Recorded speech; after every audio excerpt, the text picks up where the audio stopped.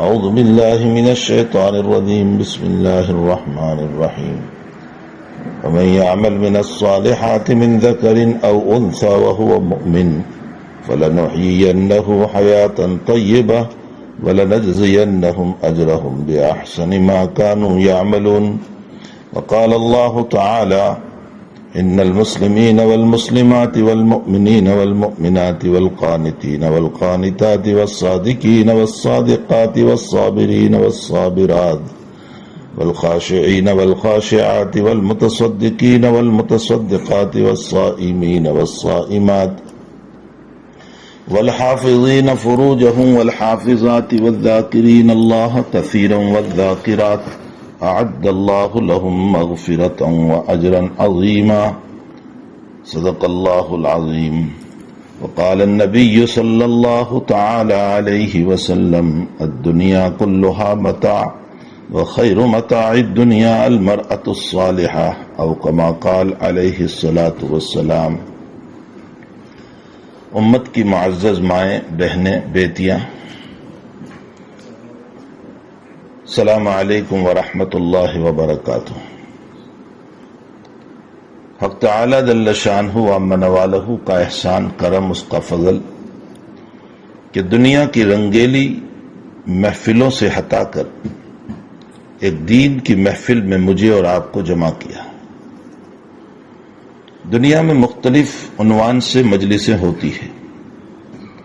کوئی مجلس ناچگان کی اعتبار سے ہوتی ہے، کوئی مجلس غیبت اور برائیوں کے عنوان سے ہوتی ہے، کوئی مجلس اور برائیوں کے عنوان پر ہوتی ہے. لیکن میری اور آپ کی یہ مجلس اللہ اس کے رسول صلی اللہ علیہ وسلم کی نسبت پر ہے. حدیث شریف میں ہے کہ جہاں اللہ اس کے رسول کے تذکرے ہوتے ہیں، فرشتے اس مجلس کو چاروں طرف سے گھیر لیتے ہیں. اس وقت ہماری اس مجلس کو اللہ کے مقدس فرشتے، جو وہ مخلوق ہیں جو دنیا میں آخرت میں ان کا کوئی گناہ نہیں، اللہ نے انہیں معصوم بنایا ہے. لا یعصون اللہ ما امرهم ویفعلون ما یؤمرون. وہ مقدس فرشتے ہماری اس مجلس کو گھیرے ہوئے ہیں. وہ ہماری باتوں کو سن رہے ہیں اور مجلس میں آنے والوں کے نام نوٹ کر رہے ہیں کہ اس مجلس میں کون کون شریک ہے. حدیث شریف میں جناب نبی کریم صلی اللہ علیہ وسلم نے فرمایا کہ جب مجلس ختم ہوگی تو یہ ملائکہ اور یہ فرشتے اللہ کے دربار میں جائیں گے. حق تعالی جاننے کے باوجود ان سے پوچھیں گے کہ کہاں سے آ رہے ہو؟ فرشتے کہیں گے کہ ہم کوسمبا کے فلاں مکان کے اندر اور فلاں جگہ پر تیری اور تیرے حبیب صلی اللہ علیہ وسلم کے تذکرے ہو رہے تھے، ہم اس مجلس سے آ رہے ہیں. اللہ تعالیٰ اپنے فرشتوں سے سوال کرتے ہیں کہ اس مجلس میں بیٹھنے والی یا بیٹھنے والے، آیا ان کا کوئی دیمان بھی تھا، کوئی سوال بھی تھا؟ جی، ان کا سوال تھا کہ وہ جنت تجھ سے مانگ رہے تھے، تیرا اور حبیب کا تذکرہ کر رہے تھے، اور ان کا سوال جنت کا تھا. فرمایا کیا انہوں نے میری جنت کو دیکھا ہے؟ فرمایا کہ آپ کی جنت کو دیکھا تو نہیں ہے. فرمایا اچھا، اگر میری جنت کو دیکھ لے تو کیا ہوگا؟ فرشتے کہتے ہیں کہ اللہ اگر یہ جنت کو دیکھ لے تو اس صورت میں سب کے سب ساری زندگی جنت مانگنے ہی میں لگا دیں گے اور اپنے سارے دنیا کے کاموں کو بھول جائیں گے. اور کس سے پناہ چاہ رہے تھے؟ فرمایا کہ وہ جہنم سے پناہ چاہ رہے تھے. میری جہنم کو دیکھا ہے؟ کہا نہیں، دیکھا نہیں. اگر دیکھ لے تو فرمایا زندگی کڑوی ہو جائے گی، جینا مشکل ہو جائے گا ان کا دنیا کے اندر، ایسی تیری جہنم ہے. حق تعالی جل شانہ و من والہ فرماتے ہیں کہ اچھا میرے فرشتوں تم گواہ رہو، میں نے اس مجلس میں بیٹھنے والی تمام عورتیں، چاہے وہ عائشہ ہو، فاطمہ ہو، رقیہ ہو، زینب ہو، ام کلثوم ہو، خدیجہ ہو، مریم ہو، یا اس مجلس میں بیٹھنے والے تمام مرد، چاہے وہ زید ہو، بکر ہو، خالد ہو، یوسف ہو، میں نے سب کو معاف کر دیا. فرشتے کہتے ہیں کہ رب کریم، اس میں تو کچھ لوگ جو ہیں تیری نیت پر نہیں آئے تھے، ان کی نیت فاسد تھی، وہ تو کسی عورت کو ملنے آئے تھے، وہ تو اپنے کسی کام سے آئی تھی، وہ تیری نسبت پر نہیں آئی تھی۔ کچھ عورتیں تو اس میں وہ تھی جو صرف ٹائم پاس کے لیے آ گئی تھی، ان کی نیت نہیں تھی کہ اللہ اس کا رسول راضی ہو جائے، یا سوچا یہ تھا کہ چلو مجلس میں جائیں گے تو فلاں عورت مل جائے گی، اس نیت سے آئے تھے۔ حق تعالی جل شانہ فرماتے ہیں کہ کیا کچھ تو اس میں نیک عورتیں تھی، دو چار تو ایسی تھی نا جن کی نیت دینداری کی تھی، اللہ اس کے رسول کی رضا کی تھی۔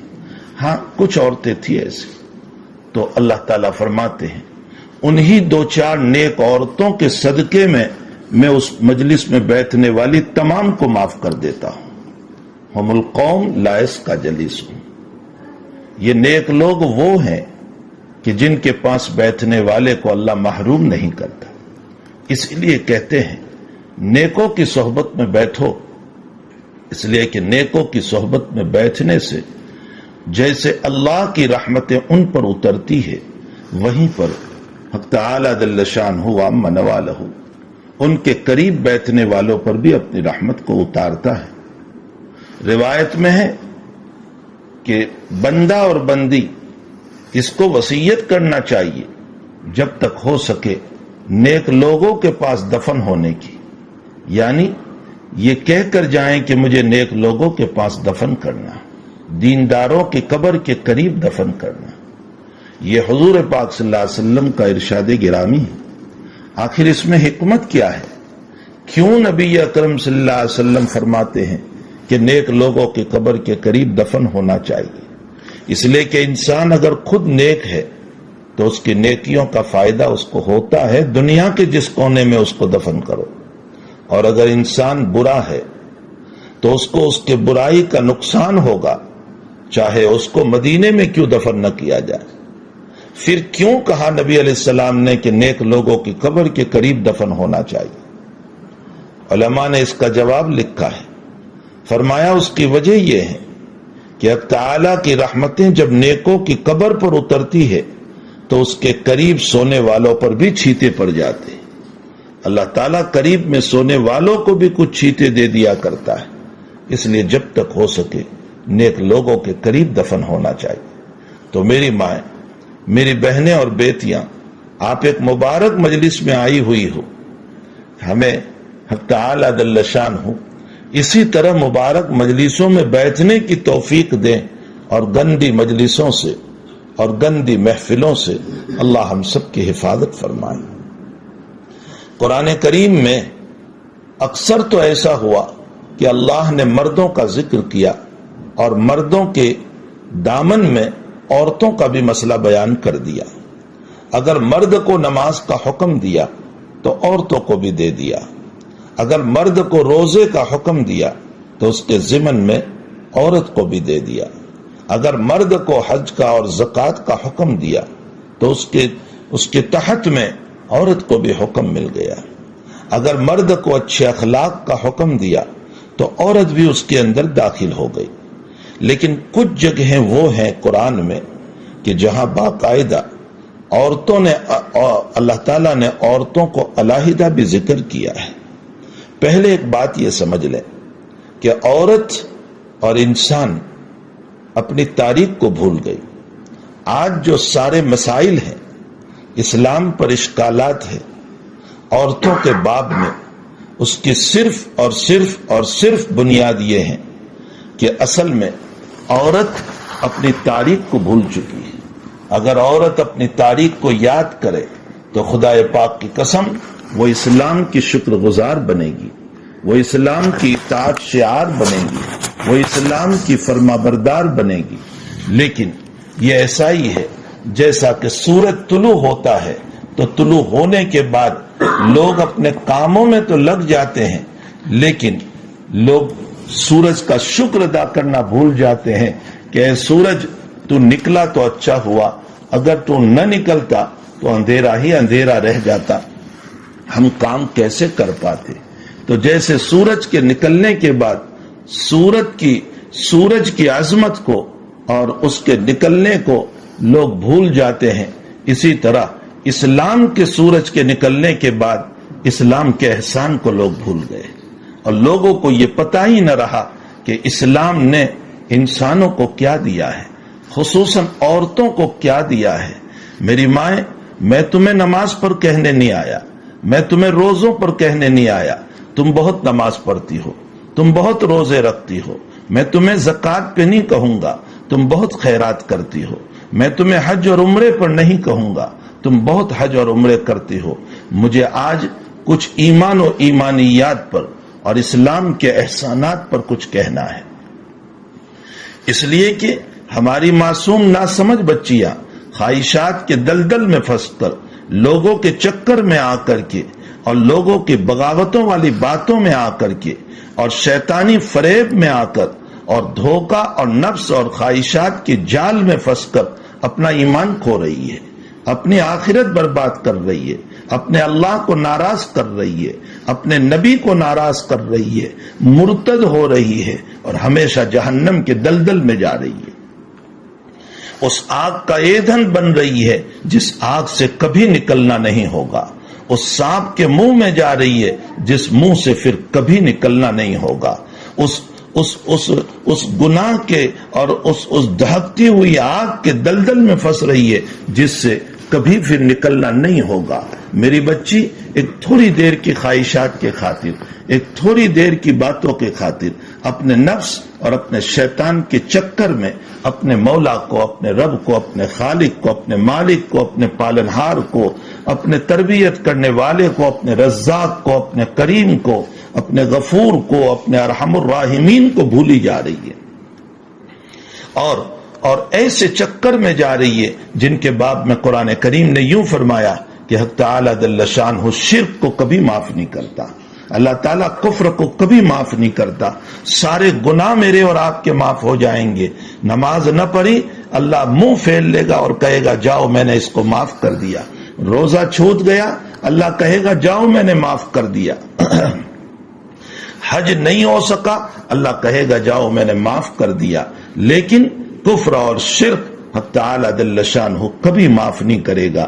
یہ ایک ایسا گناہ ہے جو اللہ سے بغاوت ہے، اور جو ہماری بچی خواہشات میں پڑ کر کے کفر و شرک کی طرف جا رہی ہے، وہ یہ نہ سمجھے کہ میں نے دنیا کو خوش کر لیا تو آخرت بھی میری بن گئی، وہ یہ سمجھ لے کہ حقیقت یہ ہے کہ میں نے اپنے رب کو راضی تو ناراض تو کر ہی لیا، لیکن میری زندگی، میری پوری زندگی یہ وحشیانہ اور ساتھ ساتھ دنیا کی زندگی جو ہے ایک اینیمل اور ایک جانور کی طرح زنا کی شکلوں میں گزرے گی۔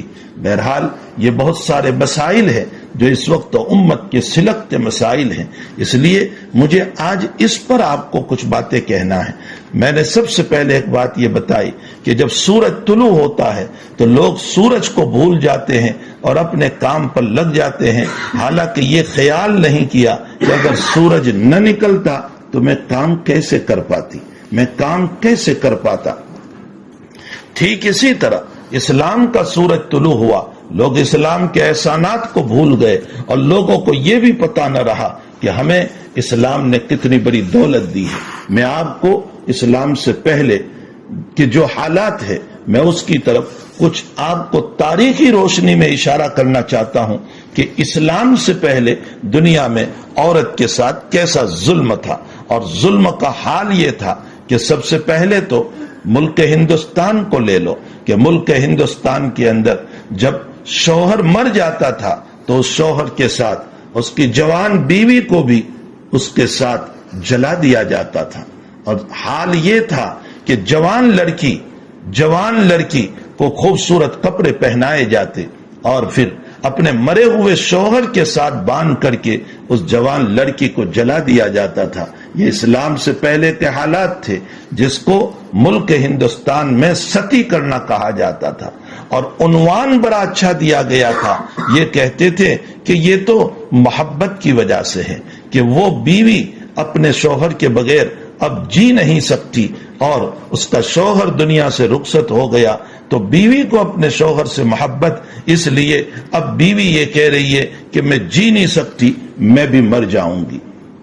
لیکن حقیقت یہ ہے کہ یہ تعویل تھی، یہ غلط بات تھی، یہ غلط پروپیگنڈا تھا، ورنہ حقیقت یہ ہے کہ محبت تو اس کو کہتے ہیں جو دونوں طرف سے لگی ہوئی ہو، جو دونوں طرف سے آگ ہو۔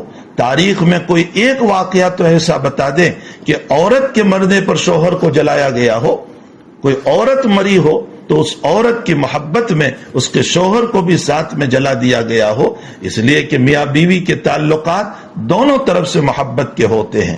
میاں شوہر بیوی سے محبت کرتا ہے اور بیوی شوہر سے محبت کرتی ہے، تو محبت دونوں طرف سے ہوتی ہے۔ اگر بیوی کو جلایا جاتا تھا تو شوہر کو کیوں جلایا نہیں جاتا تھا؟ اس لیے یہ غلط تعویل تھی۔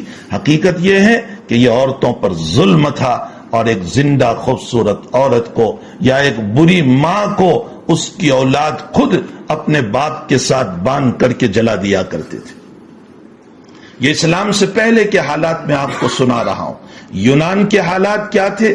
یونان کے حالات کے اندر ایسے حالات تھے کہ یونان اور ایران کے اندر ناستک اور دہریت کا مسئلہ تھا، اور اس سے بڑھ کر پھر آتش پرست کا مسئلہ آیا، آگ کے پنجاریوں کا مسئلہ آیا۔ تو انہوں نے کیا کیا؟ انہوں نے یہ کیا کہ دنیا میں دو چیزیں ایسی ہے کہ جس کو کامن کر دو، جس کو عام کر دو، ایک دولت اور ایک عورت۔ دولت اور عورت، دولت کو بھی عام کر دو۔ ناستک لوگوں کا یہی کہنا ہے کہ دولت کو سب کو برابر ملنا چاہیے، کسی کا کوئی حصہ زیادہ نہیں، کسی کا کوئی کم نہیں، اور عورت کو بھی کامن اور عام کر دو۔ اور یہاں تک عام کیا گیا کہ انہوں نے کہا باپ بھی بیٹی سے نکاح کر سکتا ہے، بھائی بھی بہن سے نکاح کر سکتا ہے، بیٹا بھی ماں سے نکاح کر سکتا ہے۔ یہ کامن کر دیا، یہ ایک عام کر دیا۔ یہ عورت کے اوپر ظلم تھا۔ اسی کے پڑوس میں ایک ملک تھا جس کو عرب کہا جاتا ہے۔ عرب کے اندر کیا تاریخ بتا رہی ہے کہ وہ اپنے معصوم مسکراتے چہرے والی اپنی خوبصورت بیٹیوں کو زندہ دفن کر کے ہنسا کرتے تھے، خوشیاں منایا کرتے تھے، حلوہ تقسیم کیا کرتے تھے، اپنے آپ کو بہادر سمجھا کرتے تھے، اور یہ کہا کرتے تھے کہ آج ہم نے کمال کا کام کر دیا کہ ہمارے گھر پر پیدا ہونے والی عورت کو اور ہمارے گھر پر پیدا ہونے والی لڑکی کو ہم نے زندہ دفن کر دیا اور دنیا کی مصیبت کو قبر میں اتار دیا۔ اس پر ان کا بس نہیں تھا، بلکہ عرب کا ماحول یہ تھا کہ باپ کے مرنے کے بعد باپ کی منکوہا جو ہوتی تھی، بیٹا اس سے شادی کر لیا کرتا تھا، بیٹا اس سے نکاح کر لیا کرتا تھا، اور یہ کہا کرتا تھا کہ باپ کی منکوہا جس سے باپ نے نکاح کیا ہے وہ میری زیادہ حقدار ہے۔ اس کے علاوہ ادھر اور ملک کے اور اسلام سے پہلے کے حالات دیکھیں تو اس صورت میں بہت سی جگہیں وہ تھی کہ جہاں ایک اتنا بد عقیدہ تھا، جیسے یونان میں ایک عقیدہ تھا کہ دنیا میں جتنی مصیبتیں آتی ہیں، آسمانوں میں ایک عورت ہے، اس کا نام پوندا ہے، اس کے بال بکھرے ہوئے ہیں، اور وہ جب اپنے زلف کو ہلاتی ہے، وہ آسمانی عورت جب اپنے بالوں کو ہلاتی ہے تو دنیا میں زلزلے آتے ہیں، دنیا میں حالات آتے ہیں، دنیا میں پریشانیاں آتی ہے، دنیا میں بیماریاں آتی ہے۔ اس لیے جب دنیا میں حالات شروع ہوتے تھے تو دنیا ہی کی عورتوں کو یہ لوگ مارنا شروع کر دیتے تھے، اپنی ماں کو مارتے تھے، اپنی بہن کو مارتے تھے، اپنی بیٹی کو مارتے تھے، جو عورت مل جاتی اس کی خوب پٹائی کرتے، اور ایک وقت نہیں مہینوں تک پٹائی کرتے رہتے، اور یہ کہا کرتے تھے کہ یہ پوندا نامی عورت جو ہے یہ مصیبتیں اتارتی ہے، جب دنیا میں عورتوں کو ماریں گے تو یہ گویا کہ پوندا ہی کو مارنا ہوگا۔ آپ انداز لگائیں کہ عورتوں پر کس طرح کا ظلم ہو رہا تھا۔ ایک طرف یورپ کا ماحول یہ بنا ہوا تھا کہ جب عورت مخصوص دنوں میں ہوتی ہے، ایام حیض میں ہوا کرتی ہے، تو یہ انتہائی غلیظ ہے، یہ انتہائی ناپاک ہے، اس کے ہاتھ کی روٹی کھانا جائز نہیں ہوگا، اس کے ہاتھ کا پکایا ہوا جائز نہیں ہوگا، بلکہ اس سے بڑھ کر جو ہیں اپنے ساتھ سلانے کو پسند نہیں کرتے تھے، اپنے روم میں رکھنے کو پسند نہیں کرتے تھے۔ یہ یورپ کا ماحول میں بتا رہا ہوں، جس یورپ کے ہم دل دادا بنے ہوئے ہیں، جس کی تہذیب کے ہم دل دادا بنے ہوئے، جس کے کلچر کے ہم دل دادا بنے ہوئے ہیں، اور اس پر ہم جو ہے انتہائی نگاہ ٹک ٹکی لگا کر کے بیٹھے ہیں کہ یورپ کا کلچر مل جائے اور ہم اس کو اپنا لیں. یہ یورپ کا کلچر کل بھی تھا اور آج بھی ہے. آج بھی یہود کے وہاں چلے جائیں تو وہ مخصوص ایام کے اندر عورت کو کچن میں نہیں جانے دیتے, عورت کے ہاتھ کا پکا ہوا نہیں کھاتے, عورت کو اپنے کمرے میں نہیں رکھتے, عورت کو گھر میں کسی چیز کو ٹچ کرنے کا حق نہیں ہوا کرتا ہے جب تک کہ ایام پورے نہ ہو جائیں. پھر حضور کی آمد سے پہلے اور اسلام کی آمد سے پہلے عورت کو ایک داکن سمجھا جاتا تھا, اور جس کا شوہر مر جاتا اس کو تو خاص طور پر داکن سمجھا جاتا تھا. اس کے ہاتھ میں بچہ نہیں دیتے تھے, اور یہ کہا کرتے, آپ تاریخ پڑھیں, میں ایسے ہی یہ ہوا میں باتیں نہیں کر رہا ہوں, یہ تاریخ کی باتیں ہیں جس کو میں نقل کر رہا ہوں. عورت کے ہاتھ میں کوئی بچہ نہیں دیتا تھا, اور یہ کہتا تھا کہ اگر اس داکن کے ہاتھ میں بچہ دیا جائے گا تو ہمارا بچہ مر جائے گا. بیوہ عورت شوہر کو چھوڑ چکی ہے, جس پر ظلم ہے, جس پر جو ہے حالات ہے, مزید اس پر ظلم یہ ہوتا تھا کہ لوگ اس کو داکن سمجھ کر کے اپنی اولاد بھی نہیں دیتے تھے, حتیٰ کہ پوتے کو بھی نہیں دیا جاتا تھا, اپنی دادی کے ہاتھ میں, نواسے کو نہیں دیا جاتا تھا, اپنی نانی کے ہاتھ میں, اور یوں کہتے تھے کہ یہ داکن بن چکی ہے, ہمارا بچہ اس کے ہاتھ میں مر جائے گا. آپ تاریخ پڑھیں, آپ تاریخ, یہ میں نے پھر کہا کہ یہ کوئی میں ہوا کی باتیں نہیں کر رہا ہوں, یہ ساری تاریخ ہے. آپ پڑھو گی میری مائیں, بہنیں اور بیٹیاں, تو آپ کو پتا چلے گا کہ کس انداز سے اسلام سے پہلے عورت کے اوپر ظلم ہو رہا تھا, کس انداز سے ظلم ہو رہا تھا. تاریخی کتابوں میں ایک واقعہ لکھا ہے کہ ایک صحابی رضی اللہ تعالیٰ عنہ نبی کریم صلی اللہ علیہ وسلم کی خدمت میں حاضر ہوئے اور فرمایا کہ یا رسول اللہ صلی اللہ علیہ وسلم, میں اسلام تو لے آیا, لیکن میرے اسلام سے پہلے کا ایک واقعہ مجھ کو بہت رلاتا ہے. فرمایا کیا واقعہ ہے؟ فرمایا میں سفر شام پر, اس زمانے میں لوگ سیریا کا اور رومن امپائر کا اور ایران کا تجارت کے لیے سفر کرتے تھے مکے سے.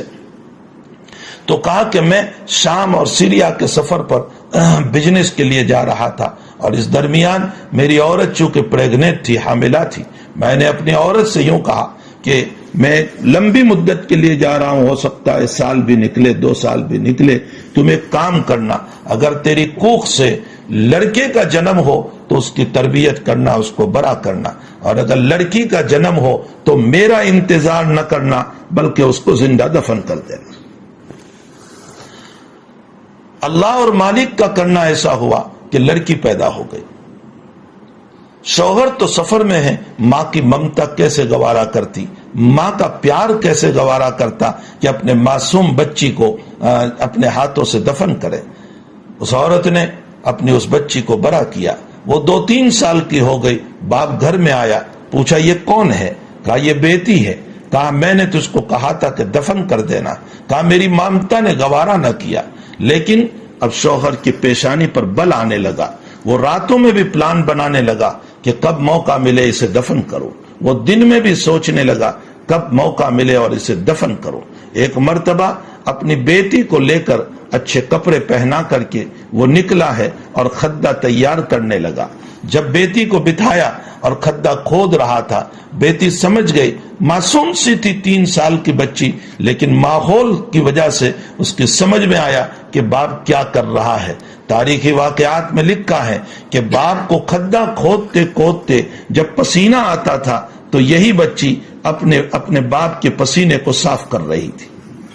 لیکن باپ کا دل جو ہے سخت اور پتھر تھا. جب کھڈا تیار ہوا, اس معصوم لڑکی کے ہاتھ پاؤں باندھ دیے اور اس کو قبر میں اتار دیا اور اوپر سے مٹی ڈال دی اور زندہ لڑکی کو دفن کر دیا.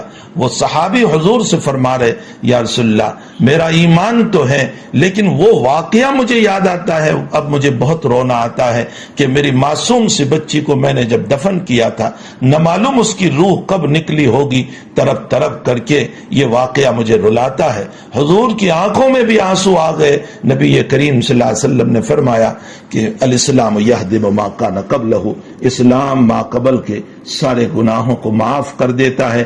گناہ تو تیرا معاف ہو گیا لیکن یہ واقعہ ہمیشہ یاد رہے گا. میری ماں، میں اس تاریخ کے ذریعے سے تمہیں یہ کہنا چاہتا ہوں کہ تمہیں ایک جانور سمجھا جاتا تھا، تمہیں اینیمل سمجھا جاتا تھا، تمہیں دنیا میں رہنے کا حق نہیں تھا، تمہیں طرح طرح سے ستایا جا رہا تھا، تمہیں یا تو دولت کے برابر کر دیا گیا تھا یا تمہیں حیوان سمجھا گیا تھا، تمہیں ایک خواہشات پورا کرنے کا ذریعہ سمجھ لیا گیا تھا، اس کے علاوہ عورتوں کے ساتھ کوئی معاملہ نہیں تھا۔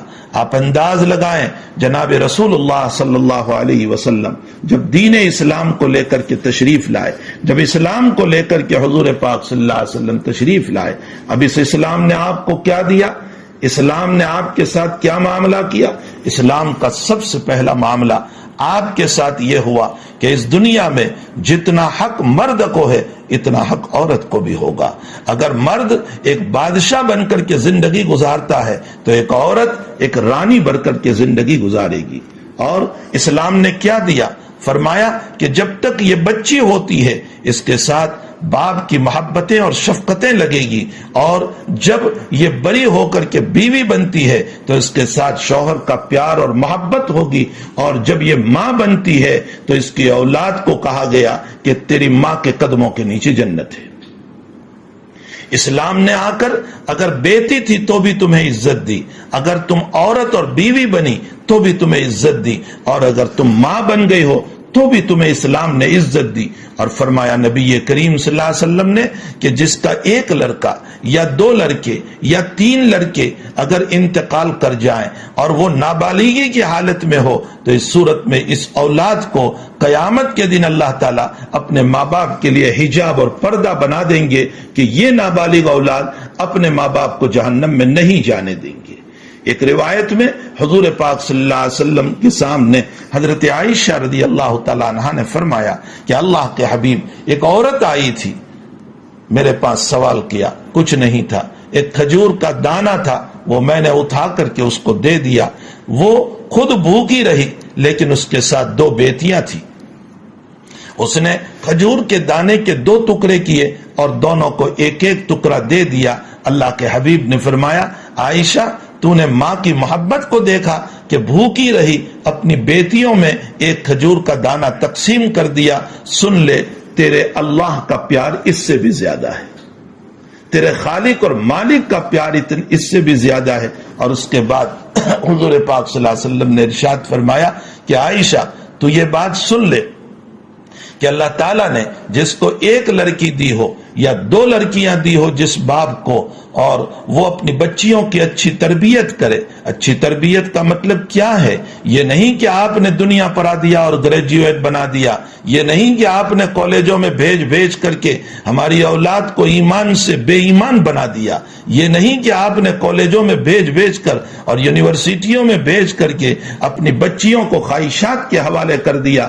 آپ بچی سے دنیا کمانے کے لیے اپنی بچی کو جہنم میں ڈال رہے ہیں، ایمان اس کا لوٹا جا رہا ہے۔ اچھی تربیت کا مطلب یہ ہے کہ اس کو دین پڑھایا، اس کو ایمان پڑھایا، اس کو شریعت پڑھائی۔ یہ تمام پڑھانے کے بعد اگر آپ اس کو گریجویٹ بناتے ہیں اور اس کے دل میں ایمان کو راسخ کرتے ہیں، اس کے اخلاق بنا دیتے ہیں، اس میں رسول اللہ کی محبت بھر دیتے ہیں، اور پھر اس کی تربیت کرنے کے بعد آپ بھیجئے اس کو کالج میں، یونیورسٹی میں، کوئی منع نہیں کرتا، وہ انشاءاللہ کالج میں رہ کر خود تو کیا بے ایمان بنے گی بلکہ بے ایمانوں کو ایمان کی دعوت دے گی،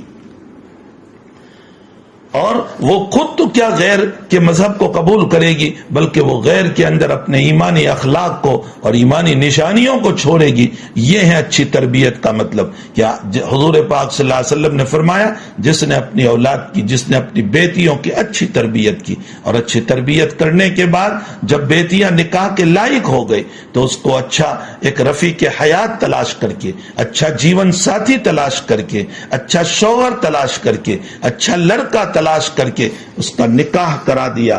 حضور پاک صلی اللہ علیہ وسلم نے اپنی دو انگلیاں ایک ساتھ ملائی اور فرمایا ایسا باپ جس نے اپنی بیٹیوں کی تربیت کی اور اس کے بعد وقت آنے پر اس کا نکاح کرا دیا، وہ جنت میں میرے اتنے قریب رہے گا جتنے کہ دو انگلیاں قریب ہیں۔ آپ بتائیے اسلام سے پہلے کا ظلم کیا ہے اور اسلام کے بعد کے اخلاق کیا ہے؟ اسلام کے بعد آپ کو کیا کچھ نہیں دیا گیا ہے؟ لوگ کہتے ہیں حجاب کی کیا ضرورت ہے، غیر تو بولتے ہی تھے کہ حجاب کی کیا ضرورت ہے، اب تو اپنے لوگ بھی بولنے لگے، اب تو اچھی خاصی عورتیں بھی کہنے لگی کہ حجاب کی کیا ضرورت ہے، پردوں کی کیا ضرورت ہے۔ میں جو ہے اس وقت چونکہ ہمارے ملک میں بھی اس مسئلے پر خوب تبصرہ چل رہا ہے، میں ایک ایسی ٹھوس دلیل آپ کو دینا چاہتا ہوں، میری مائیں آپ اس دلیل کو اپنے دل میں اتار لیں کہ حجاب کی ضرورت کیا ہے۔ میں ایک مثال دے کر کے آپ کو سمجھاؤں کہ صدر مملکت جو ہوتا ہے، جو ملک کا صدر ہوا کرتا ہے یا ملک کا منسٹر جو ہوا کرتا ہے، وہ عام روڈ پر بیٹھ کر نہیں کھاتا ہے۔ کبھی آپ نے دیکھا کہ کوئی صدر مملکت یا کوئی منسٹر یا کوئی منتری یا کوئی اس طرح کا بڑا آدمی جو مہذب اور تہذیب یافتہ ہو، وہ کبھی روڈ کی لاڑی پر بیٹھ کر کھاتا ہو، وہ کبھی روڈ پر بیٹھ کر کے کھانا کھاتا؟ کبھی آپ نے دیکھا؟ یہ نہیں ہو سکتا ہے کہ وہ روڈ پر بیٹھ کر کھائے۔ شریف آدمی کبھی روڈ پر بیٹھ کر نہیں کھایا کرتا، وہ روڈ کی لاڑیوں پر بیٹھ کر کے نہیں کھایا کرتا۔ اب ان سے ہم سوال کرتے ہیں کہ تم جو حجاب کے خلاف بیان دے رہے ہو، پردوں کے خلاف بیان دے رہے ہو، حقیقت یہ ہے کہ تم یہ روڈ پر بیٹھ کر کے کیوں نہیں کھاتے؟ وہ جواب دیتے ہیں یہ تہذیب کے خلاف ہے، مہذب لوگ ایسا نہیں کرتے، یہ عزت کے خلاف ہے، معزز لوگ ایسا نہیں کرتے۔ تو ہم نے کہا واہ بھائی واہ، تم اپنے آپ کو معزز سمجھ رہے ہو، تہذیب یافتہ سمجھ رہے ہو، اسی لیے باہر میدان میں بیٹھ کر کے نہیں کھاتے۔ تو ظاہر سی بات ہے کہ مہذب لوگ اپنے آپ کو چھپا کر کھایا کرتے ہیں، معزز لوگ اپنے آپ کو گھروں میں بٹھا کر کے کھایا کرتے ہیں۔ تو ہم نے کہا اسلام نے بھی عورت کو مہذب بنایا ہے، معزز بنایا ہے، اس لیے اس کو چھپا کر رکھا جائے گا، نہ کہ لوگوں کے سامنے عام کیا جائے گا۔ یہی وجہ ہے کہ آپ دیکھیں جتنی معزز اور مہذب چیز ہوتی ہے اس کو پردے سے ڈھانپا جاتا ہے۔ کعبۃ اللہ معزز ہے، اس کو غلاف سے ڈھانپا گیا۔ قرآن کریم معزز ہے، اسی لیے اس کو جزدان سے ڈھانپا جاتا ہے۔ کوئی ناول کو جزدان سے نہیں ڈھانپتا۔ ہم عورت کو قرآن کا درجہ دے کر کے مہذب مانتے ہیں، تم لوگ عورت کو کھلے میدان میں لا کر ناول بنا رہے ہو۔ حقیقت یہ ہے کہ اسلام نے جو پردہ دیا ہے وہ اس لیے پردہ نہیں دیا کہ اس کے ذریعے سے عورت کے اوپر کوئی ظلم ہو، بلکہ اس لیے دیا ہے کہ عورت وہ ہے جس کے دامن سے اولاد آنے والی ہے، اور اولاد میں تہذیب تب آئے گی جبکہ ماں مہذب ہوگی۔ اولاد میں عزت کے مسائل تب آئیں گے جب ماں معزز ہوگی، اس لیے ماں مہذب ہے، ماں معزز ہے تو اسی طرح اس کو رکھا جائے گا۔ پھر اسی کے ساتھ ساتھ آپ دیکھ لیں ہر ایک کی ایک وردی ہوا کرتی ہے، اور اس وردی کے اندر جیسے پولیس کی ایک وردی ہے وہ اسی وردی کے اندر ہو تو لوگ اس کو پولیس سمجھتے ہیں۔ ایک فائر بریگیڈ والوں کی ایک وردی ہوا کرتی ہے، وہ اس میں رہیں تو ہی اس کو لوگ فائر بریگیڈ والے سمجھتے ہیں۔ اسی طرح فوج کی ایک وردی ہوتی ہے، وہ اسی میں رہے تو پھر اس صورت کے اندر اس کو جو ہے فوجی آدمی سمجھا جاتا ہے، اور وہ اس لباس کو پہنے بغیر اگر چلا جائے نہ کوئی اس کو پولیس سمجھتا ہے، نہ فوج سمجھتا ہے، نہ فائر بریگیڈ والا سمجھتا ہے، بلکہ آفس کے اندر جہاں کام کرتے ہیں وہاں بھی ایک وردی ہوا کرتی ہے، ہاسپٹل میں جہاں کام کرتے ہیں ڈاکٹروں کی ایک وردی ہوتی ہے، نرس کی ایک وردی ہوا کرتی ہے، اور جو ہے کارکنوں کی ایک وردی ہوا کرتی ہے۔ کسی کمپنی میں جاب کر رہے ہیں تو وہاں کام کرنے والوں کی ایک وردی ہوا کرتی ہے، وہ پہن کر کے جائیں تو ہی جا کر کے اس کو انٹری ملتی ہے، داخلہ ملتا ہے۔ ظاہر سی بات ہے کہ جب ہر ایک کی وردی بنائی گئی ہے اور اسی میں وہ اچھا لگتا ہے اور کمپنی میں قبول کیا جاتا ہے تو پھر اسلام نے بھی ایک مہذب اور معزز عورت کو ایک وردی دی ہے، اسی وردی کے اندر عورت اچھی لگتی ہے۔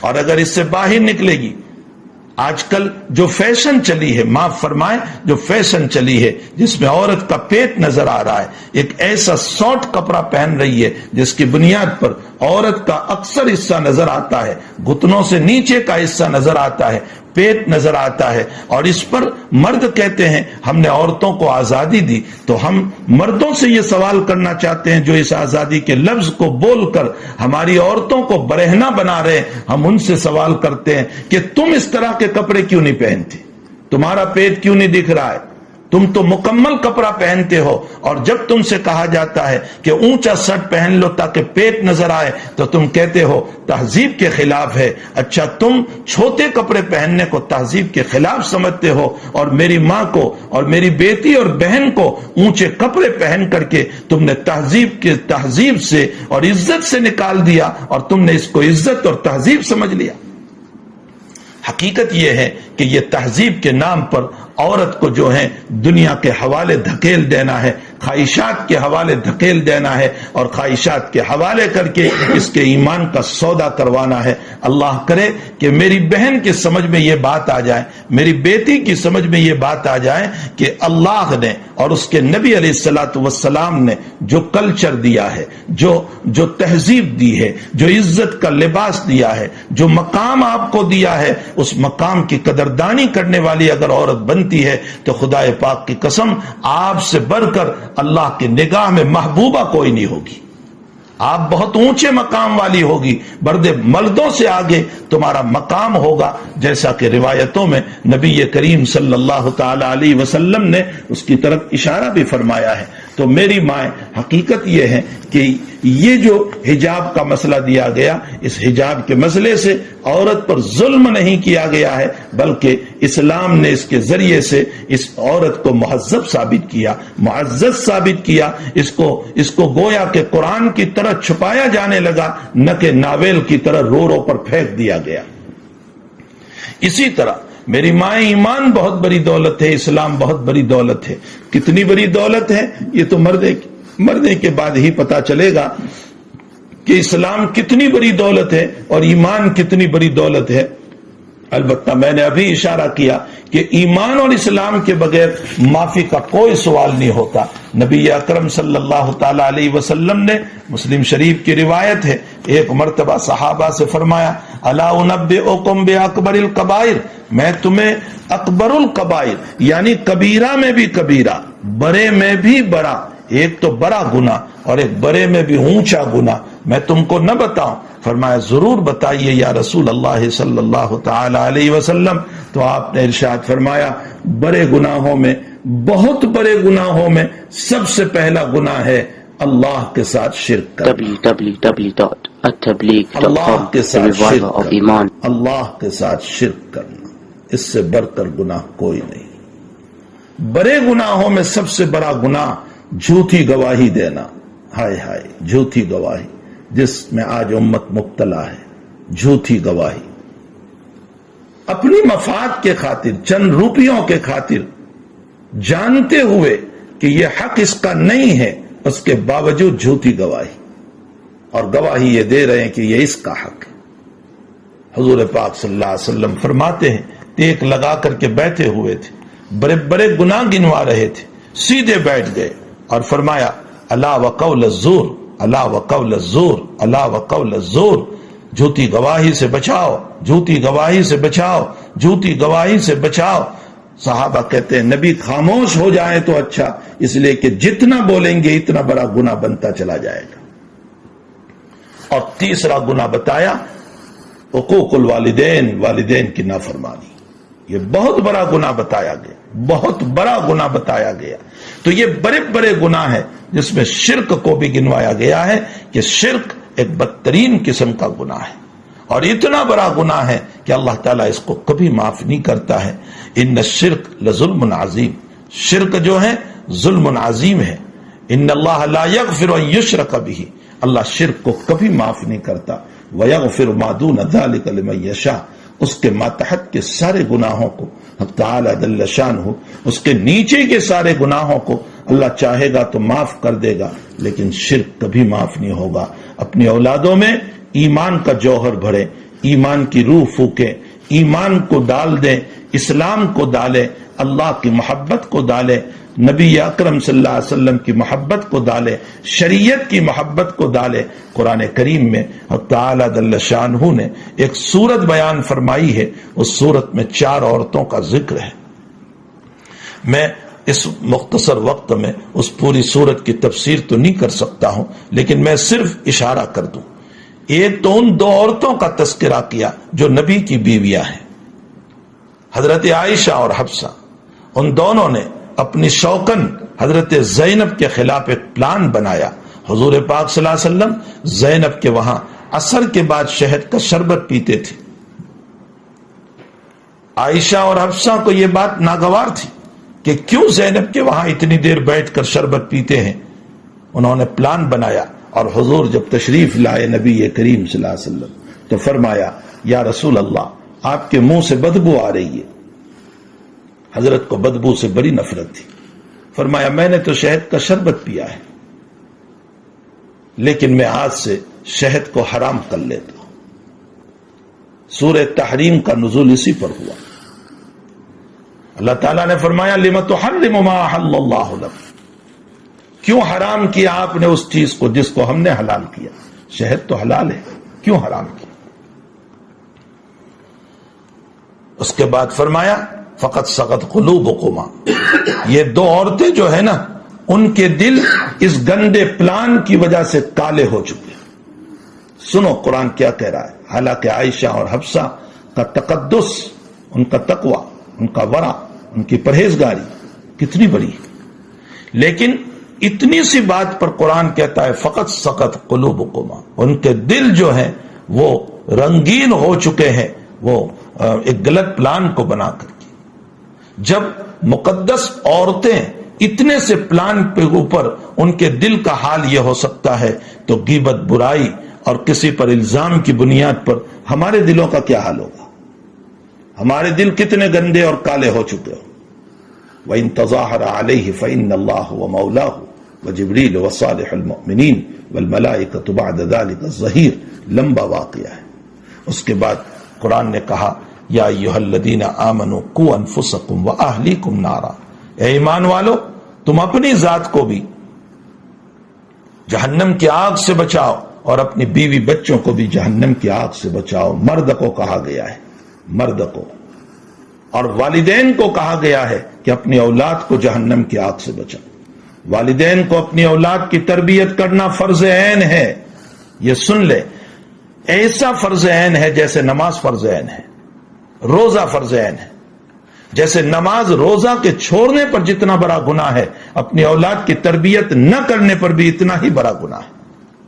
باپ تہجد بھی پڑھتا ہے، جماعت میں بھی جا رہا ہے، 5 وقت کا نمازی ہے، سب کچھ کر رہا ہے، ماں مصلے پر کھڑی رہتی ہے، لیکن اولاد کی تربیت نہیں کرتی، تو ان تمام دینداریوں کے باوجود اپنی اولاد کی تربیت نہ کرنے کی وجہ سے وہ اتنے ہی بڑے گنہگار ہو رہے ہیں جتنا کہ نماز چھوڑنے پر گناہ ہوتا ہے، جتنا روزہ چھوڑنے پر گناہ ہوتا ہے، جتنا زکوٰۃ کے چھوڑنے پر گناہ ہوتا ہے، جتنا حج فرض کے چھوڑنے پر گناہ۔ فرض عین ہے ماں باپ پر کہ اپنی اولاد کی تربیت نہ کرے، فرض ہے کہ تربیت کرو اپنی اولاد کی، اس میں ایمان کی روح پھونکو، اس میں دین کو پھونکو، اللہ اس کے رسول کی محبت کو بھر دو اس کے دل کو۔ قوا انفسکم واہلیکم نارا۔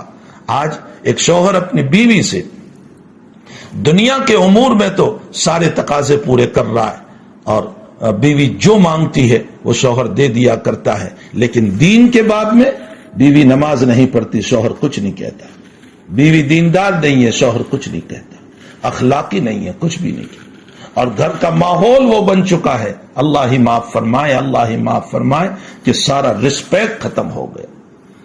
وہ عورت جو کبھی کسی کی بیٹی تھی، لیکن گھر میں آنے کے بعد کسی کے مکان میں یا تو وہ اپنے خسر ساس کے ساتھ وہ ظلمانہ معاملہ کرتی ہے کہ جس کی بنیاد پر وہ خسر ساس بیچارے پریشان ہو کر رہ جاتے ہیں، اور بعض مکان میں خسر ساس کا وہ ظلم ہوتا ہے کہ وہ بیٹی جو ہے وہ اپنی جگہ پر مظلومہ بن کر رہ جاتی۔ یہ دونوں غلط ہے۔ ہر بیٹی کو چاہیے کہ اپنے خسر ساس کو اپنے ماں باپ سمجھے، اور ماں باپ سمجھ کر کے ان کی عزت کرے، ان کا احترام کرے، ان کی خدمت کرے، ان کے دلی مرادوں کو، ان کے تقاضوں کو، ان کی ضرورت کو جو مکان کے کام کی ہوتی ہے ایک گھر کے اندر رہتے ہیں پورا کرے. اور خسر اور ساس کو چاہیے کہ اس کو آنے والی بہو کو اپنی بیٹی سمجھے. اگر جانبین سے یہ مسئلہ ہے تو سارے مسائل حل ہو سکتے ہیں. بہرحال میں یہ کہہ رہا تھا کہ قوا انفسکم واہلیکم نارا، اپنی اولاد کو، اپنی بیوی کو جہنم کی آگ سے بچاؤ. اس کے بعد قرآن کریم نے ایک دوسرا واقعہ بیان فرمایا حضرت مریم علیہ السلام کا. مریم علیہ السلام کا واقعہ بھی تفصیل سے بیان کیا اور ان کی پاک دامنی کو بیان کیا. اور اس کے بعد فرعون کی بیوی آسیہ کا واقعہ بیان فرمایا. وَمَرْيَمَ ابْنَتَ عِمْرَانَ الَّتِي أَحْسَنَتْ فَرْجَهَا فَنَفَخْنَا فِيهِ مِنْ رُوحِنَا وَصَدَّقَتْ بِكَلِمَاتِ رَبِّهَا وَكُتُبِهِ وَكَانَتْ مِنَ الْقَانِتِينَ. اس میں مریم کا واقعہ ذکر فرمایا اور فرمایا بڑی پاک دامن تھی، اپنی ذات کو کسی کے حوالے نہیں کیا، اپنی ذات کو کسی کے حوالے نہیں کیا. عورت کے باب میں خوبی یہ ہے، نبی اکرم صلی اللہ علیہ وسلم سے جب پوچھا گیا اچھی عورت کون ہے، اچھی عورت، حضرت نے فرمایا سنو تعریف اچھی عورت کی. اچھی عورت کی تعریف یہ فرمائی کہ اچھی عورت وہ ہے کہ جب شوہر گھر میں ہو تو اپنی مسکراہٹوں سے اس کو خوش کرے، اور شوہر گھر سے باہر جائیں تو شوہر کی دولت اور اپنی ذات کی حفاظت کرے، کسی کے حوالے نہ کرے اپنی ذات کو. یہ ہے نیک خاتون کی تعریف، یہ ہے نیک عورت کی تعریف. تو حقیقت یہ ہے کہ وَمَرْيَمَ ابْنَتَ عِمْرَانَ الَّتِي أَحْسَنَتْ فَرْجَهَا، یہ لفظ دلیل ہے اس بات کے اوپر کہ مریم نے اپنی ذات کی حفاظت کی تھی، کسی کے حوالے نہیں کی. اور اس سے عیسیٰ پیدا ہوئے جو نبی ہے علیہ الصلاۃ والسلام. اب نبی تو پیدا نہیں ہو سکتے، لیکن جو عورت اپنی ذات کی، جو بچے اپنی ذات کی حفاظت کرے گی اور اپنی باڈی کی حفاظت کرے گی، انشاءاللہ تعالی اس سے نبی تو خیر سلسلہ ختم ہو گیا، لیکن ولی ضرور پیدا ہو سکتے ہیں اس حفاظت کی بنیاد پر. اور اس کے بعد امرات فرعون کا واقعہ قرآن کریم نے نقل کیا، جس کا نام آسیہ تھا، جو موسیٰ علیہ السلام پر ایمان لے آئی تھی حضرت آسیہ. اور فرعون نے جو سزا دی ہے آسیہ کو، بڑی سخت سزا دی. اور وہ سزا کا حال یہ تھا کہ اس زمانے کے اعتبار سے پھانسی دی. اور پھانسی کا طریق یہ تھا کہ ایک لمبا لکڑا سیدھا رکھا اور ایک آرا لکڑا رکھا، اور اس کے اوپر آسیہ کو سلا کر زندہ نازک بدن میں کھیلے مار دیے، پاؤں پر کھیلے، ہاتھ پر کھیلے، سینے پر کھیلے. آپ انداز لگائیں کہ اس نازک بدن میں جب کھیلے جا رہے ہوں گے اس پر کیا گزر رہی ہوگی، اس کا حال کیا ہوگا، کیا گزر رہی ہوگی اس کے اوپر جب یہ کھیلے نرم و نازک بدن کے اوپر جا رہے ہوں گے. لیکن برداشت کیا. اور اخیر میں روح نکلنے سے پہلے جو جملہ اس نے کہا، وہ جملہ قرآن کریم نے نقل کیا اور قیامت تک قرآن میں پڑھا جائے گا. سورہ تحریم کے اندر وہ جملہ ہے کہ آسیہ فرعون کی بیوی نے کہا کہ اے اللہ وَنَجِّنِي مِن فِرْعَوْنَ وَعَمَلِهِ وَنَجِّنِي مِنَ الْقَوْمِ الظَّالِمِينَ. اے اللہ مجھے فرعونیوں سے نجات دے دے، مجھے اس کے ظالم لوگوں سے نجات دے دے. اور اس سے پہلے ایک جملہ جو اس نے کہا، اے اللہ مجھے عندک بیتن فی الجنہ. ہاں ایسی دعا کی ہے، ایسی دعا تو ہمیں بھی مانگتے نہیں آتا. عندک بیتن فی الجنہ، یہ نہیں کہا اے اللہ مجھے جنت دے، اے اللہ مجھے تیرے قریب جنت میں جگہ دے. عندک تیرے قریب، یعنی میں اللہ تیرے قریب رہنا چاہتی ہوں. عندک بیتن فی الجنہ ونجنی من فرعون وعملہ ونجنی من القوم الظالمین. میری مائیں اس واقعے فرعون کی بیوی کے واقعے پر آپ غور فرمائیں کہ وہ بادشاہ کی بیوی تھی، دولت کی کمی نہیں تھی اس کے پاس. میں سمجھتا ہوں اس کا محل کیسا ہوگا، اس لیے کہ وہ تو بادشاہ تھا، اس کی عزت کیسی ہوگی، اس لیے کہ اس کا شوہر تو وہ تھا جس کو لوگ سجدے کرتے تھے. تو کیا آسیہ کو سجدے نہیں کرتے ہوں گے؟ اس کی عزت کتنی ہوگی، اس کی دولت کتنی ہوگی، اس لیے کہ وہ بادشاہ ہے. مورخین نے لکھا ہے کہ سونے کا محل تھا اس کا، تو دولت کتنی. لیکن سونے کے محل کو لات ماری، بادشاہت کو لات ماری، اور شاندار محل کو لات ماری، اور اس کے ساتھ ساتھ جو ہیں اس کے محل کے اندر کیسے فرش اور قالینیں ہوگی، لیکن ان سب کو اور ساری عزت کو لات ماری ایک ایمان کے خاطر، اور سولی پر سو گئی اور کھیلے برداشت کر لیے، لیکن ایمان کا سودا نہیں کیا۔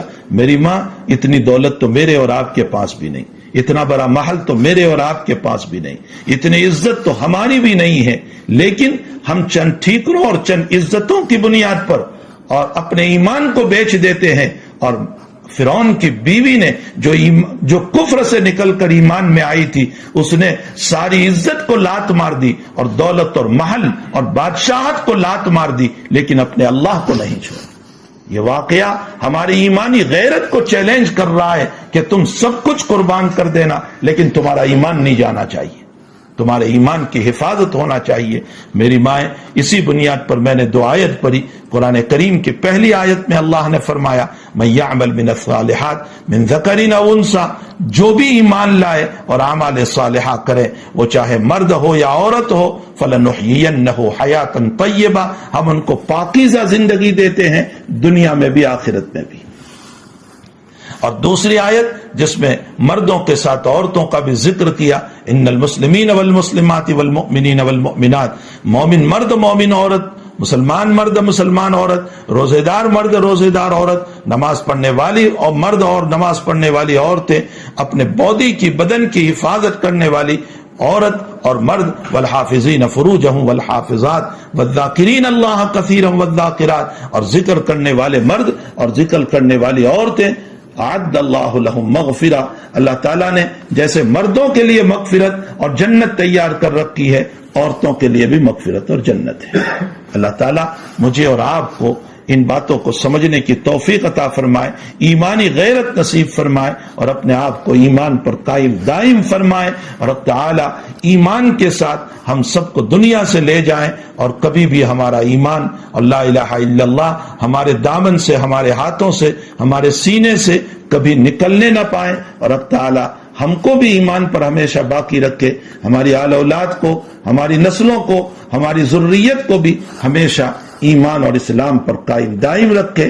حق تعالیٰ اس مبارک مہینے کو بہتر سے بہتر بنائے، اور اس مبارک مہینے میں اللہ ہم سب کی مغفرت فرمائے۔ وصلی اللہ علی نبینا محمد وآلہ وصحبہ اجمعین۔